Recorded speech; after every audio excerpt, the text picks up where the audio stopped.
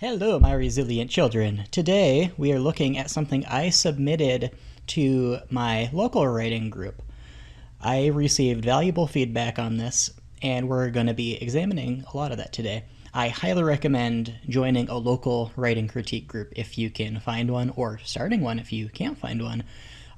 This is just so much more helpful than pretty much any online writing group I've ever been a part of. Having the face-to-face personal factor is just a million times better, makes all the difference. All right, we are going to start by reading the first half or so of the first chapter of a novella that I'm working on, taking place in the same universe as my Black Librarian Archive series, Charnel Raven. Chapter 1, Part 1, by the Papa himself. It was to be the last voyage for the rotting ship with the patchwork sails. It would be the fourth such last voyage. The Raven had heard, by best estimate, the sixth ago should have in fact been its last, practically speaking. Maybe the gods had preserved it for the Raven, just long enough to drag him halfway across the ocean before cracking apart, drowning him so his soul would be lost in water forever. The Raven wasn't sure if he liked that idea or not. He sat below decks as he had for 2 weeks? 3? 100 years? The Raven was nearly past the point of caring. He had taken to staring straight at the bulkhead before him, ignoring the sweaty men chained on either side and the greasy manacles and the crumbling bench that lanced splinters up his backside if he moved. Straight ahead, nearly splitting that bulkhead apart, was a little black knot. The Raven fixated upon it at all times. It was a sort of meditation. That knot reminded him of the god in his belly that was the cause of all this. Perhaps the knot even was the god, or its dark eye. In any event, a thing put here however long ago for the purpose of spying on him now. Whatever, the god of bones remained silent, if he was there. Weather squeezed the ship with waves, the Raven thought. At any rate, the hull shook and water slipped down through cracks in the deck above, and some of the dozens of slaves began to mutter and maybe even to pray. The Raven couldn't tell. He was the only Rehi in the ship. His people didn't often enslave their own, and were rather poor at it. They hadn't so much as accepted a single shiny silver coin from the white-haired sailors who had come to them and tried with pathetic armaments to capture a few Rehi bravos on the beaches of Ra'oi. The Rehi, the slavers had found, were a thick-armed, vicious people who were not terribly frightened by the sorceress rods that blasted hot metal through their ranks, especially when the Rehi discovered said weaponry could be used only once before the invocation of whatever ritual was required to ready them again. But the Rehi had indeed left for their visitors what they sought, when the slavers had been identified by a few worldly travelers among their people. The Raven's own kinsman had hauled him from the stakes where he had hung not a full day yet, awaiting his grim fate at the hands of the bone god's own ravens, who were his namesake. The Rehi had bound the Raven once more, and this time thrown him on the beach in payment for the 2 slavers the Rehi had themselves captured, and would more than likely put in the Raven's previous place. Could it be anything more than the will of the gods? In nearly 3 decades, no one had dared make intimate contact with the Forbidden One. Though the ordinary punishment for necromancy was caning until death, the god of wisdom's young seer had decreed a special punishment for the Raven. "We have been lazy," she had said, eyes glazed, teeth stained green from seeing sap. "We have not taught our children to deal rightly with all the gods. This one is an example for us all. Let him be made an example, so our children know the god of bones is not our friend." To show this, the Raven was to die when the bone god's ravens had finished tearing apart his living flesh. He who had called upon that god in search of the foulest sort of knowledge. All who sought to speak to the dead, the law commanded, must themselves be put to death. The Raven wasn't sure, sitting in the hull of his slaver's ship, whether he had been shown mercy or not. True, the ravens had not yet torn at him when the slavers had arrived, but they had begun to gather. They had looked hungry, patient, sadistic. It wasn't as though the Raven had any intimation the god of bones himself had spared his supplicant. The Raven had gone into his grim work knowing the cost and the implications of what he had sought. The god of bones did not work except in response to an acceptable sacrifice. That offering was to be the Raven's own body and soul when the work was done. In fact, what the Raven had learned, and what the Rehi as a whole had forgotten in the centuries since their customs had been drawn up, was the death penalty was never supposed to fall into the judicial domain. Death was death's own domain, and took its own in exchange for its services. Left to his own devices, the Raven would have been punished soon enough. The ship rocked harder, and the tall stranger to the Raven's side tried to stand in a panic, yanking at the 2 men at his sides. Blisters tore on the raven's manacled wrist, but he only screwed up his face at the pain and waited for the man to sit back down, which he did a few moments later. Though the tall man was peaceful enough, the raven missed the slave who had previously sat in that man's seat. Egro, barely older than a boy, had been the only person the raven had known on the ship to speak some of his rocky language. The two had muttered in the guttural speech that likely seemed nothing more than feverisms to the slavers, at least for a few days. Egro had simply curled up and died in a pool of vomit then, and at the raven's anguished wails, the slavers had simply thrown their broken cargo into the ocean, far above, with the deck separating them from the raven so he could not even wish this one friend a farewell before the sea swallowed his body and soul. But before his unannounced death, Egro had planted hope in the raven's heart. "Your people, everyone knows they are savage," the short slave had said, sometimes closing his eyes for a moment to remember the proper form of a word. "Their customs, savage, backward. Your magic," here he mimed the belly rub the raven had unconsciously performed when explaining his plight. "It is seen as a powerful thing, valuable to the right master." He winked and rubbed two fingers together. "Your gods, pray to them for a wise master. Their speech, pray you learn it quickly.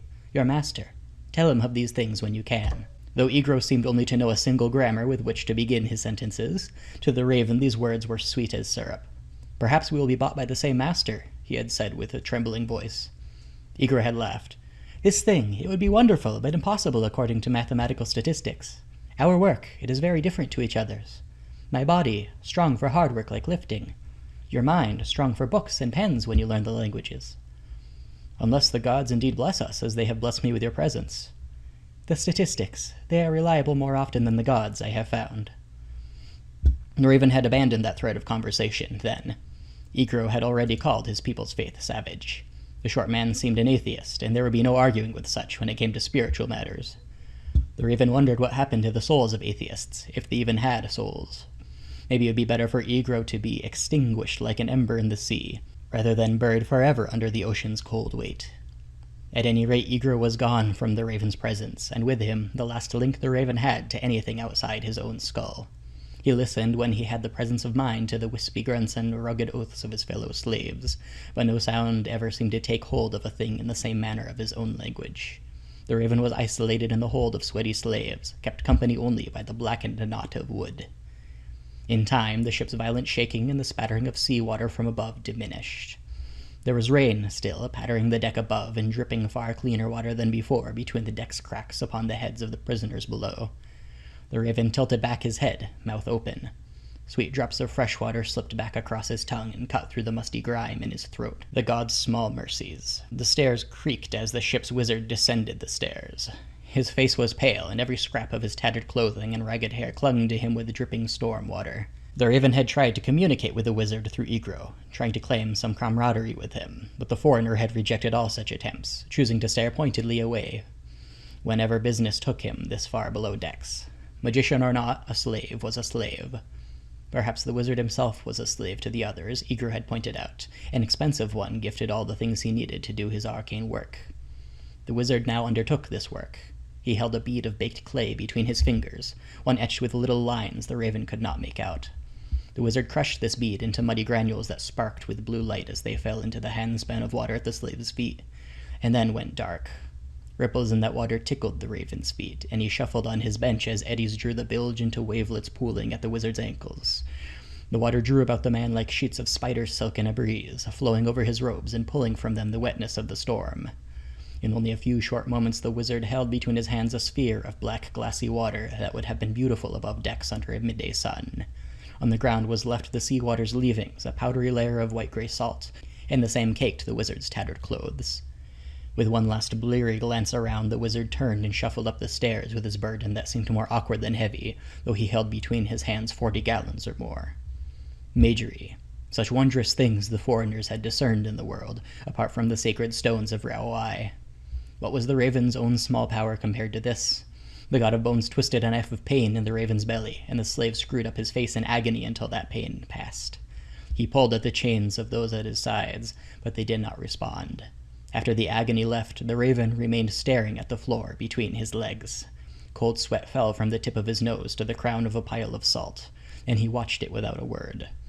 The pain was a reminder it didn't serve to belittle the gods. The raven might be a poor servant, but his masters were mighty indeed.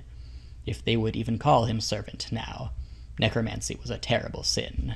And another thing, one the raven had not dared raise when Egro was alive for the sake of his own hope. If this ship's wizard was likewise a slave, in possession of magic far surpassing the raven's own, and still lived in such a squalorous state, what hope did the raven have of a better life? Well, it should come as no surprise to you, my children, that I love openings of stories. I love talking about them, and as they're pretty much the only thing I ever write, because I can never finish anything, because I'm lazy, it's most of what I write. So I came to my writing group all happy and proud of this thing that I had written, spent a lot of time editing the very first section of it, and I thought I was gonna get all these admiring looks around the table as I read my awesome opening, and I looked up, and there's silence for a couple seconds, and then the first person speaks. And she says, usually when we start a story, we want to have a hook so that the reader cares about what's going to go on after. And I just kind of died a little inside. My first initial defensive reaction is, well, what does she know anyway? She's just some person who clearly doesn't like... Well, actually, she reads exactly my genre, so she actually does quite know what she's talking about, but I'm going to pretend she doesn't. And then the other guy says, yeah, if I picked this up in the bookstore and this was the opening I saw, I just put it right back down, and my internal screaming gets louder. So once I gained some self-control and composure, I realized these two people were absolutely correct. Very insightful, and I was really grateful to these guys in my writing group for giving me honest and useful and workable feedback. As probably comes to as no surprise to anybody, working on something can prevent you from being objective about it. So I'm sitting here thinking that I've got a great opening, always telling everybody else about how they need to work on their openings, and had this come from anybody else, I think I would have been able to see the same things that were suggested to me, because this isn't, honestly, an opening I would accept from anybody else. So, first case, our first paragraph right here. It was to be the last voyage for the rotting ship with the patchwork sails. I thought that was a striking opening line. I still think it works on some level. Then it would be the fourth such last voyage. The Raven had heard by best estimate the sixth ago should have in fact been its last. This whole thing is really terrible. I'm actually gonna right there, and because this is really the worst part of it. It would be the fourth such last voyage. This whole thing is super unclear. I had in one draft Egro telling the Raven this, but I couldn't find a good way to have the Raven's name come first, and I was really worried that mentioning Egro and the Raven in the opening paragraph, people would just assume Egro was the main character, and then would come down a paragraph or two later and just be super confused. And instead I created this really awkward, weird construction here that is just terrible for an opening paragraph, or any paragraph, really. I need to be super clear, super concise. I think the concept works, but it needs to punch better. It needs to do just a far better job of opening and hooking. Another huge problem is just nothing happening. The Raven is right here being passive and internal. The Raven's fixating it here. This whole thing is the Raven thinking, the Raven fixating, the Raven contemplating, being nearly past the point of caring. Even at the end of this big paragraph here is just retrospection, more retrospection, more retrospection, more retrospection, on and on and on. It isn't until we get down here to the ship rocked harder that anything actually happens, and that is all this stuff comes in between there. Nothing going on for pages. I didn't think of this as an info dump, because I was not thinking of it in terms of I'm not necessarily dropping a ton of world building that doesn't connect with our characters. This is all the backstory of the character, and that is the problem. I'm giving the character's backstory before we care about him. He's just kind of sitting in the ship. Why should I care? so what? He was made a slave. The bit of payment, I don't know why I kept that in. Where is it? Here. They make poor slavers. He was the only ship they were rather poor at. They hadn't accepted a single shiny silver coin. Well, we read down here that they come to attack, and then they get their dudes captured. Why would they have given any silver coins? That doesn't make any sense. Just pure laziness. There is a vagueness about the necromancy. Knowing what comes later in the story, this makes sense to me reading through it. But to the people reading it for the first time, all this stuff about the necromancy is boring and unclear, and they fail to see how it has anything to do with our story. Especially since, again, me knowing what happens later, I have perfect clarity of what each of these words means, and I'm not necessarily thinking on my first read-through or first write-through of how it reads to other people. Let's see, where is it? I think I say God in his belly a couple times. You know what we're going to do? We're going to do a control. We're going to do an F. Yes. The belly rubbing. No, I had it before.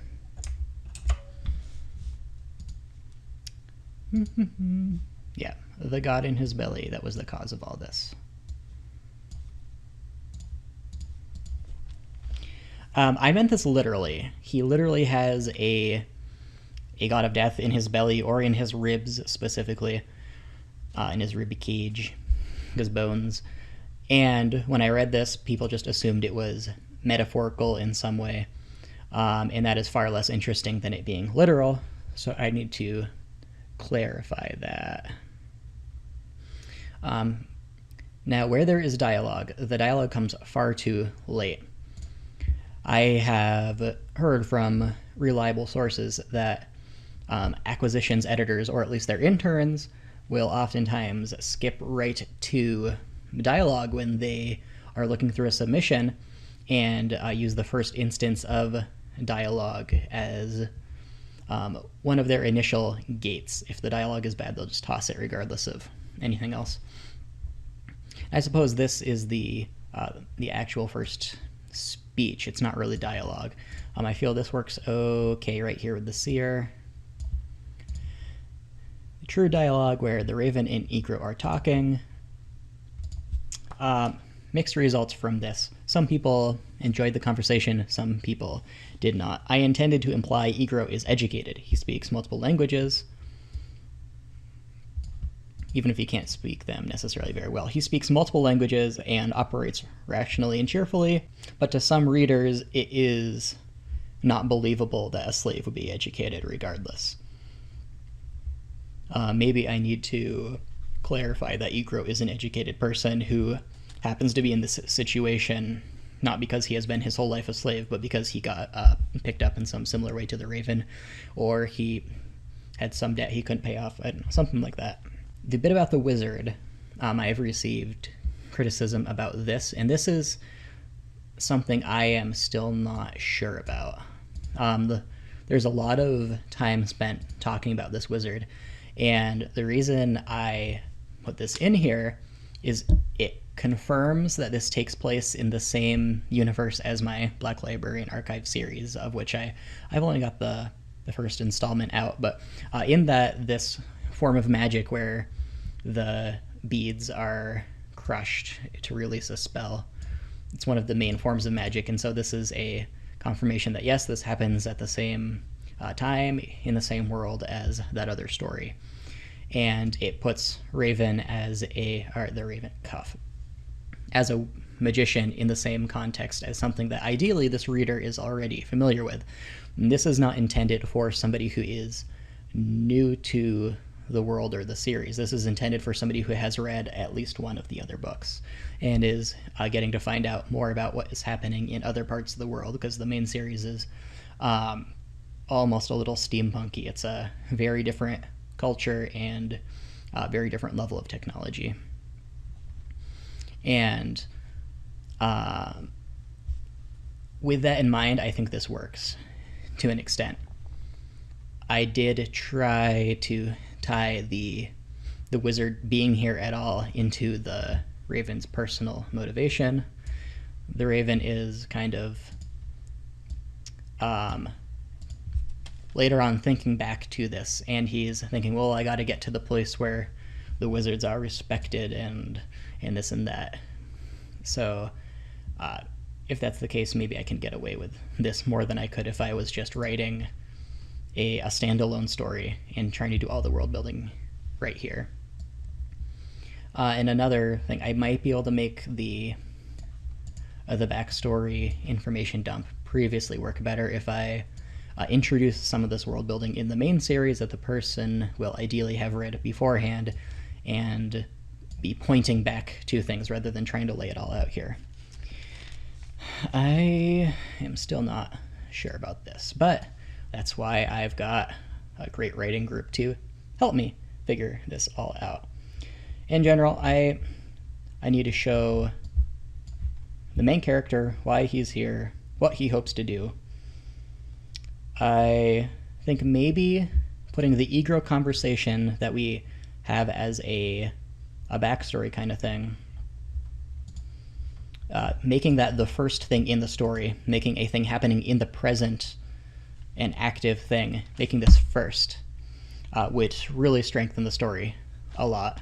It would be action, it would be present, and when Egro dies, that becomes almost our inciting incident-ish thing, where the Raven is now finally alone in the world again.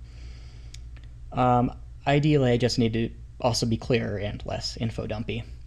If you have any suggestions, critique, or commentary on this story of mine, I would be so grateful for you to share those. I am really trying to make the best thing I can and trying to get better at taking criticism well as giving it. The idea with this channel is to improve myself as a writer as well as helping other people improve. So if you would be willing to give a bit of your time to aid in that in any way, you have my thanks in advance. So please drop a comment with your critique and suggestion. Hit the thumbs up and hit that subscribe button if you haven't already. And also, if you know anybody who just loves to rip into other people's writing and help them improve with even the most brow-beating, brutal, honest feedback, please send it their way. You have my eternal gratitude for doing so. Aside from that, have yourself a great day. I'll see you next week.